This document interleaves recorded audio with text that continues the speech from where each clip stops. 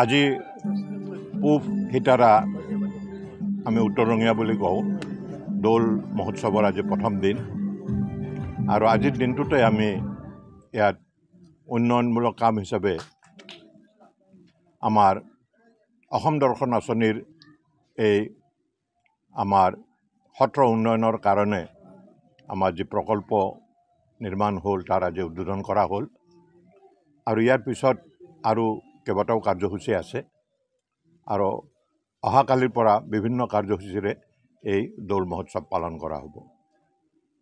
আমাৰ এই দৌল মহোৎসৱ অতি এক পৌৰাণিক অনুষ্ঠান। অতীতৰ পৰা আমি সৰুকালিৰে পৰা ল'ৰাকালিৰে পৰা আমি এই দৌল মহোৎসৱৰ লগত জড়িত হৈ আহিছোঁ আৰু এই দৌল মহোৎসৱৰ লগত জন্মলগ্নৰে পৰা জড়িত আমাৰ এই অঞ্চলৰ লোকসকল।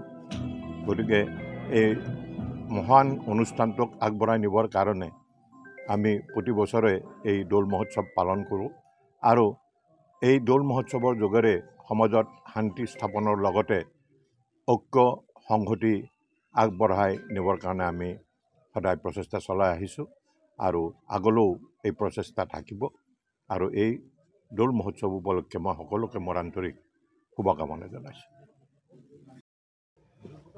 104তম উত্তৰ ৰঙিয়া ৰাজহুৱা দৌলযাত্ৰা মহোৎসৱৰ আজি আমাৰ দ্বিতীয় দিনৰ কাৰ্যসূচী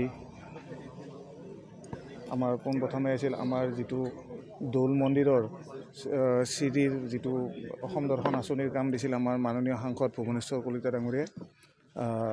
তেখেতৰ সেই অৱদানৰ যিটো এটা কাম হৈছিল ইতিমধ্যে কামটো আমাৰ সম্পূৰ্ণ হৈছে আৰু আজি আমি দৌল উৎসৱৰ মুহূৰ্ততে তেখেতৰ দ্বাৰাই আজি আমি উক্ত মন্দিৰটো আমি ল'লোঁ আৰু লগতে আজি আমাৰ দ্বিতীয় কাৰ্যসূচী আছে আৰু অন্তিম কাৰ্যসূচী আছে। আজি নৃত্য প্ৰতিযোগিতা অসম ভিত্তিক ইতিমধ্যে 60-70টা ইতিমধ্যে পাৰ্টিচিপেণ্ট কৰিছেই, নামভৰ্তি কৰিছে।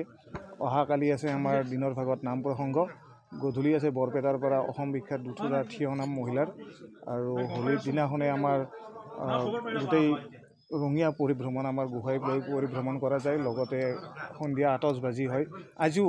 আজিও আমাৰ সন্ধিয়া আটকধুনীয়া আতচবাজি আছে আৰু অন্তিম দিনা আমাৰ আছে সাংস্কৃতিক সন্ধিয়া। গতিকে সমূহ ধৰ্মপ্ৰাণ ৰাইজক আমাৰ এই দৌল উৎসৱত অংশগ্ৰহণ কৰাৰ বাবে আমি সমিতিৰ ফালৰ পৰা বহুত শুভেচ্ছা জনালোঁ আৰু সকলোকে যাতে আহি উক্ত অনুষ্ঠানত অংশগ্ৰহণ কৰে তাৰ বাবে অনুৰোধ জনালোঁ। ধন্যবাদ।